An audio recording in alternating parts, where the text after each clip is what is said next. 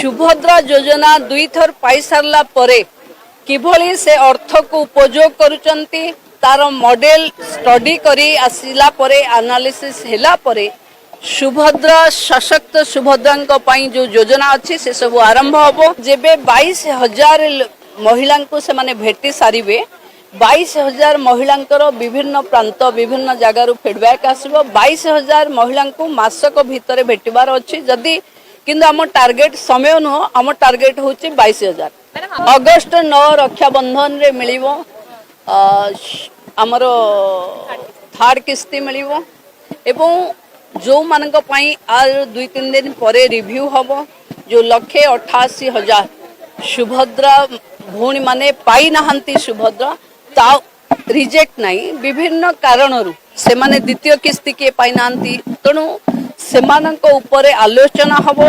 बहुत जल्दी तार मोडालिटी फिक्स हबो एवं से 188 को